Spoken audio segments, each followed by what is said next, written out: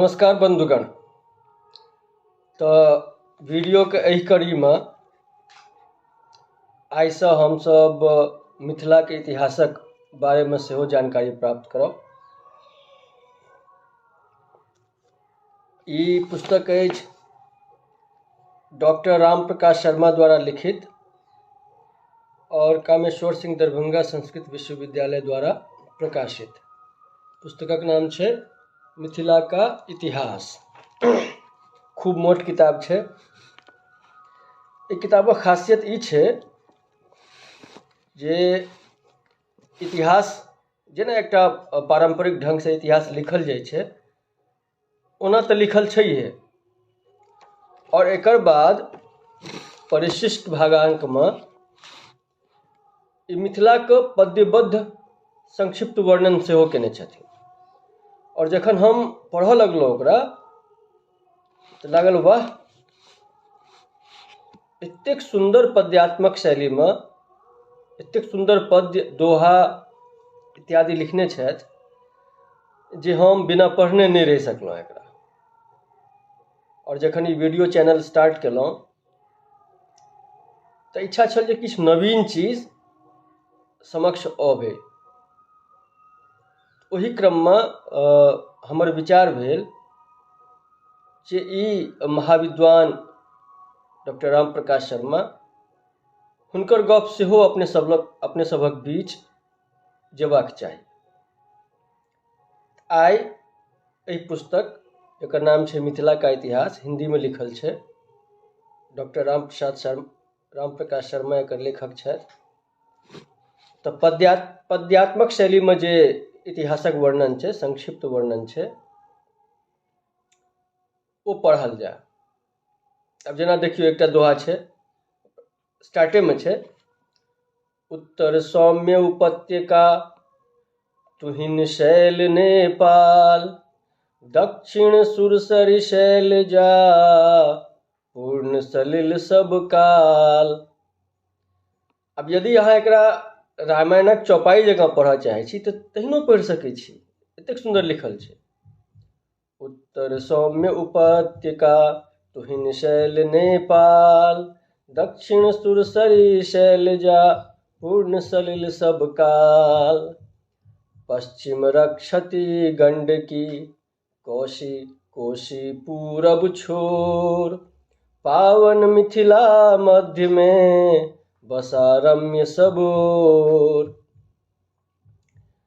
तट सरस्वती से चले वर विदेघ भूनाथ, वैश्वानर को अग्र कर गौतम रहुगण साथ, तीर सदा नीरा रुके संग पुरोहित वहनी, ले आज्ञा शुचि अग्नि से बसे पार शुभ अहनी, यज्ञ अग्नि प्रज्वलन से वह पावन भूभाग, वास योग्य जनपद बना उत्तेजक अनुराग, पड़ी नीव नृप वंश की जग विदेह विख्यात, विरुद्ध जनक क्षितिपाल सब प्रांजल चरित सुज्ञात, गौतम आश्रम ब्रह्मपुर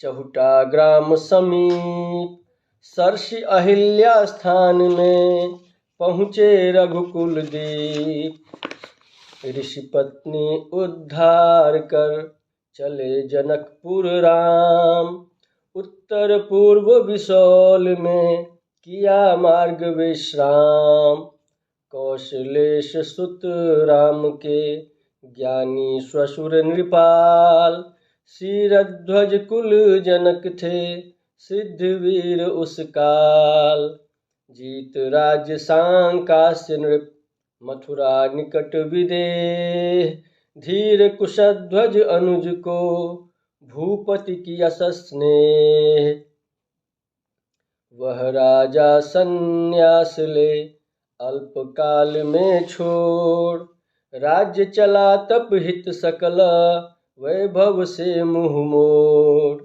नव अर्जित भूभाग के कुशकुल में रनपाल, शासक 6 पीढ़ी रहे अरिउर में देसाल। ब्राह्मण ग्रंथों ने सदा दिया विरुद्ध सम्राट। जनक विदेह नृपाल को थे वे नृप अधिराट। शिरध्वज तक वंश में हुए जनक प्रख्यात। 22 उनके नाम हैं रामायण से ज्ञात। साथ रहा कुरु राज के नृप विदेह ले सैन्य। पांडव गण से विमुख हो पड़ा जाल दुख दैन्य।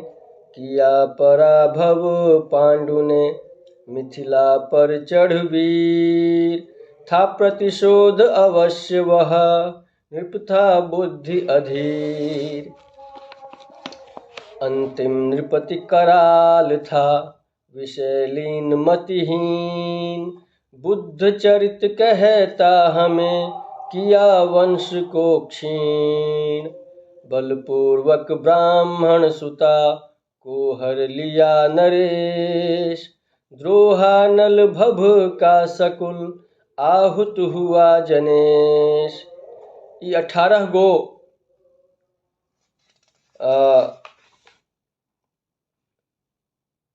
पद्य पढ़लहुँ हँ हम।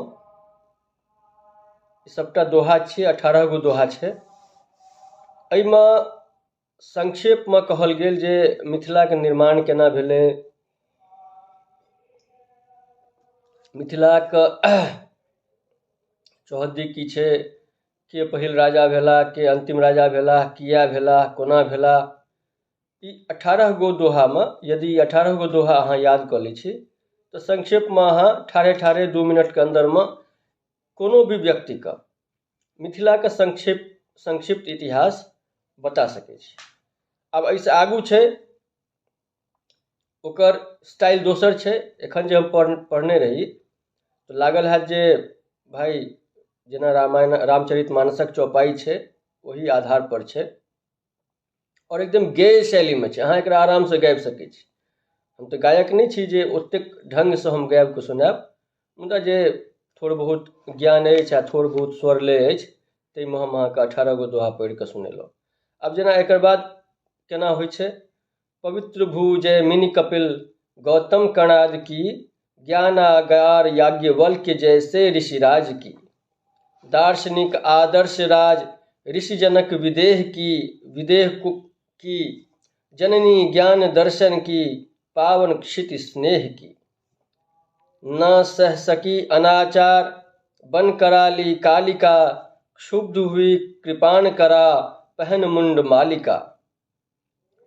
उबल पड़ी न सह्य था गंभीर अत्याचार। नृप का निरंकुश नीचतम नृशंस कदाचार। भव की द्रोहाग्नि मचा घोर हाहाकार। व्यथित किया जनहिय को अवनीश का व्यवहार। पूत जनक जनपद जो था नीति का आगार। वह बना तांडव नृत्य स्थल रुद्र का साकार। अत्यधिदेख मिथिला में फैला अनाचार। खोला लोचन शमन शिव ने प्रकटा अंगार। समाधि त्याग त्रिशूली ने किया गण हुंकार। चला हुई अचली छोड़ा नाग ने फुंकार। गरल स्रोत फूटा सूखी अमीय गंगाधार। तब व्यथित मन जनगण ने की क्रांति की पुकार। एवं प्रकारे आब घटना सभक विस्तृत वर्णन की भावावेशमे ओहि कालमे लोक छलाह, मिथिलाके लोक छलाह,